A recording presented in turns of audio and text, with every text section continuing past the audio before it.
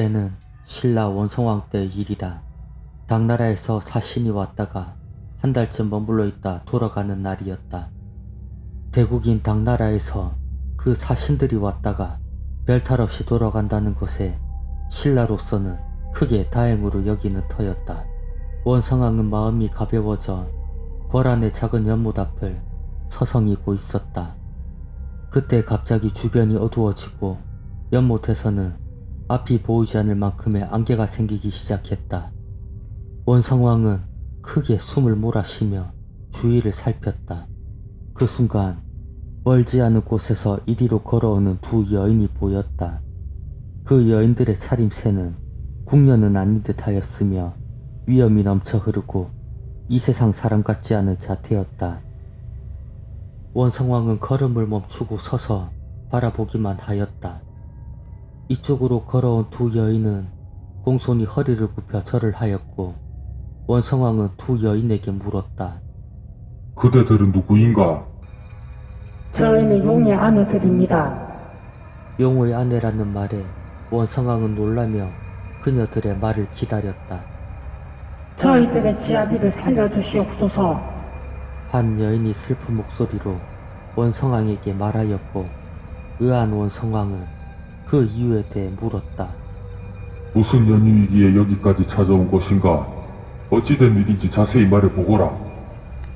그러자 한 여인이 흐느끼며 말을 시작하였다. 저희는 동천사의 동지와 청지라는 두 연못에 사는 용들의 아내입니다. 동천사는 진평왕 때 창건한 절이었다. 예로부터 그 못에는 동해에 있는 용이 왕래하며 설법을 듣는다는 말이 전해져 내려오고 있었다. 원성왕은 동천사의 용이라는 말에 더욱 다그쳐 물었다. 그래서 어찌된 일인가? 그러자 옆에 있던 다른 여인이 차분히 말을 이어갔다. 얼마 전 신라국에 왔던 당나라 사신이 저희들의 지아비를 잡아갔습니다. 저의 지아비뿐만 아니라 분황사 우물에 있는 용까지 합쳐 셋을 잡아갔사옵니다. 원성왕은 놀라며 다시 한번 물었다. 그게 사실이었다. 어찌 그런 도리에 벗어나는 일이 일어났단 말이냐? 용이라면 작지 않은 덩치일 텐데 어찌 셋씩이나 잡아갔다는 것이 도무지 믿어지지 않았다. 당나라 사신에게 어떠한 재주가 있었기에 셋씩이나 잡아갔다는 말이냐? 너희들이 본 것을 하나도 빠짐없이 고하여라. 원성왕의 목소리는 점점 더 커져갔다. 그 일인즉 이러하옵니다. 그 여인은 차분하게 설명하기 시작하였다. 당나라 사신에게는 그런 재주가 없사옵니다. 하오나 그는 화서국 사람들을 데리고 왔고 그들이 농간을 부린 것이옵니다. 그들이 용 셋을 3마리 작은 물고기로 변하게 하여 대나무 통에 담아 가지고 간 것이옵니다. 여인은 눈물을 보이며 말을 이어갔다. 상감마마 관청드리옵니다. 당나라 사신들이 저희 지아비를 데리고 가는 일이 없게 하여 주시옵소서. 이대로 대나무 통이 당나라로 가고 만다면 저희는 지아비를 잃고 또한 신라는 나라를 보호하고 지키는 용을 잃게 되는 것이옵니다. 두 여인의 말이 끝나자 원성왕은 고개를 끄덕이며 말하였다. 심히 그대들의 지아비를 구해주리라 약조하겠다. 두 여인은 원성왕의 대답을 듣곤 공손히 절을 하고 안개와 함께 그 자태를 감춰버렸다.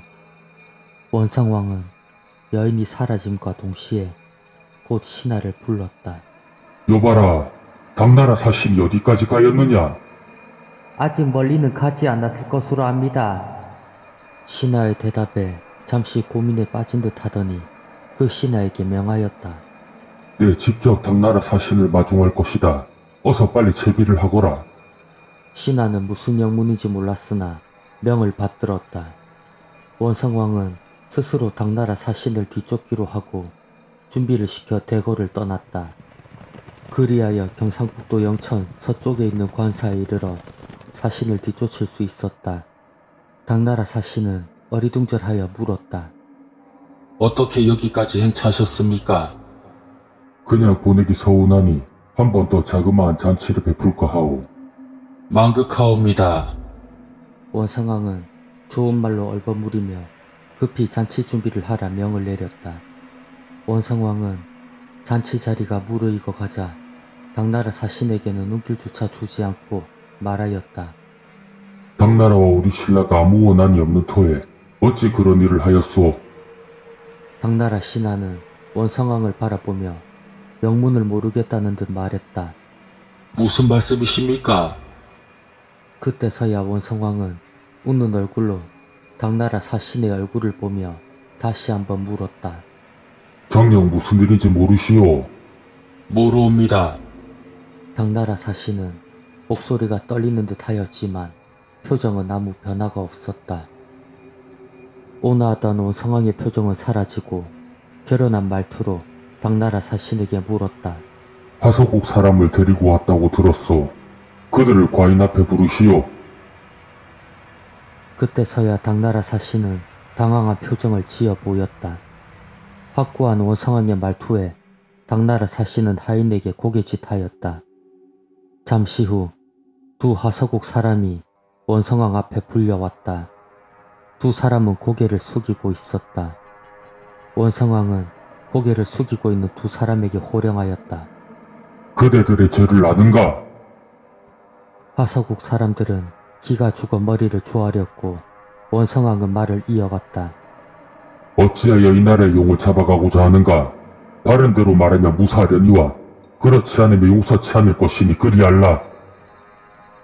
원성왕의 얼음같이 차가운 말에 하서국 사람들은 떨기만 하였다. 짐의 말이 들리지 않는 것이냐? 당나라 사신은 원성왕의 이런 단호하고 녹이 띈 모습은 처음 보았기에 아무 말도 할 수 없었다.